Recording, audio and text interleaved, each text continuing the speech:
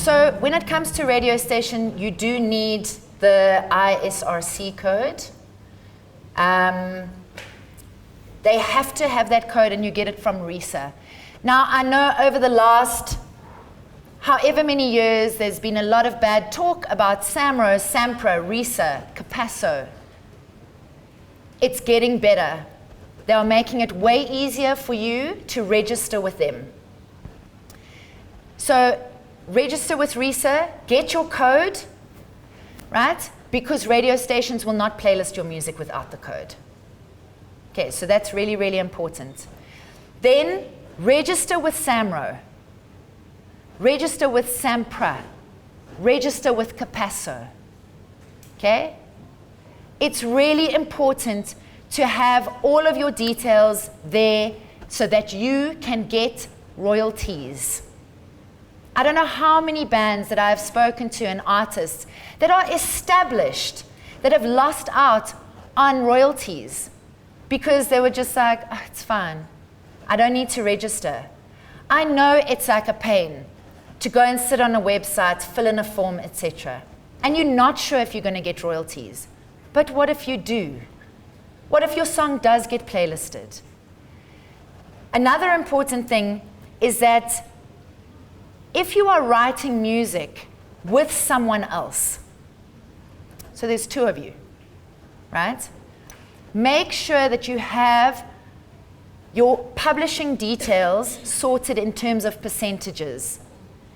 There's a very famous story, and I honestly cannot remember the name of the band, but it was a famous South African band that wrote a whole album, and the one song they were like, should we put it on? No, I don't know. And the one guy was like, please, let's put it on. And they were like, okay, cool, you can just say that you wrote it. So he was like, okay, cool. It was the biggest song on their entire album. So he got all the royalties. He's still getting the royalties, and the rest of the band. You can't change it after the fact. Who here is a singer? Right? So you sing on other people's tracks. I have a very good friend of mine. She's amazing. She's been singing, she goes all around the world. She's made the fatal mistake of being friends with producers. And they're like, pull into the studio, let's like quickly write a track. Cool. So she gets to the studio, sings on the track, it's her words, her voice. Thanks, babe. Oh, awesome. And now, the song's blowing up, no contract. No publishing rights. Right? Honestly, even if it is your best friend, your boyfriend, your girlfriend, your mom, brother, whatever, make sure that you do a contract with them stating that you will have rights. Make sure that when they are filling in the forms for the publishing, that you are involved. Be involved. Do not trust people. Because I can promise you now that when it comes to money, everybody wants it all. I don't want to share it with you. So make sure that you have completely sorted your contracts. And on contracting, there's an amazing website called Legalese, Legalese, legalese.co.za, and then you can /music-agreements. They have 3 free contracts on there. One is a royalty split agreement. So if you're a singer and you've got someone producing and you wrote the lyrics and you sang on the song and they wrote the music, 50-50, right? Make sure that you sign those contracts. Another one is a booking agreement. Okay, so how many of you are DJs? Okay, a lot of you obviously perform. Okay, sign a booking agreement where it states that if they cancel the gig, you're going to get a cancellation fee. Don't forget those things. Make sure that you don't leave it up to the organizer of the event. Don't wait there for an agreement from them. You have to take hold of your career. You have to be responsible for yourself. And I've learned the hard way. I was DJing for years. Trust. Oh. Then the gig gets cancelled and I could have had another gig. Now I'm no money because I didn't get them to sign a contract. Okay, so make sure that, and then the last one is the licensing agreement. Okay, so make sure that if you are in the music industry, that you have these agreements, that you can send it out and make sure that they sign it. The Capasso, SAMRO, SAMPRA, right? Read up on what you can get.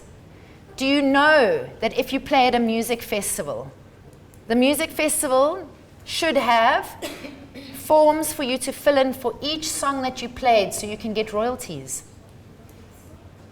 If you get to go overseas, you do the same thing. Because there is a SAMRO overseas, right? It's not our SAMRO, but it's an international, whichever country you're in. They then have the form with all the tracks you've played. They send it to SAMRO. You can get royalties.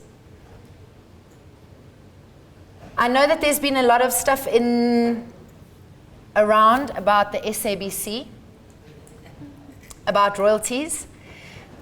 So I've been saying it for years, because I mean we've known for years that they haven't paid SAMRO. So the chances are of you getting any royalties from the SABC is 0. Be aware of these things. We have to, as artists, as musicians, what are we doing about it? We just want our track playlisted, right? We just want it to be on Metro, on 5FM. But the bottom line is that they're actually not respecting musicians. I truly believe that. Because if they did respect the musicians, they would be paying those SAMRO fees. So that whole 90% thing, everyone was like, woo, this is amazing. My song's going to get played. There's no royalties. Maybe you got a gig. The bottom line is that they actually aren't respecting us as artists and musicians. And I think it's a really important thing to remember that we need to start standing up for ourselves. We need to start questioning these things.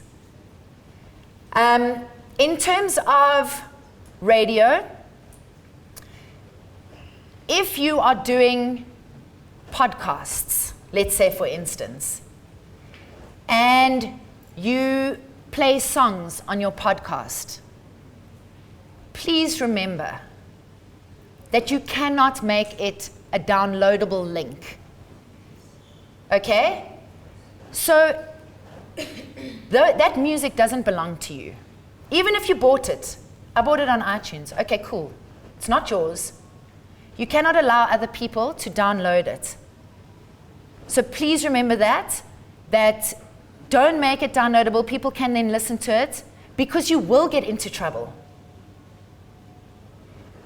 And also make sure that if you decide you're going to get a group of friends together, you're all in radio and you're going to start a digital radio station. Because there's lots of free software out there to be able to start a radio station. It doesn't cost you very much to actually start a digital radio station. Make sure that if you are going to play music on that radio station, that you have a Capasso license.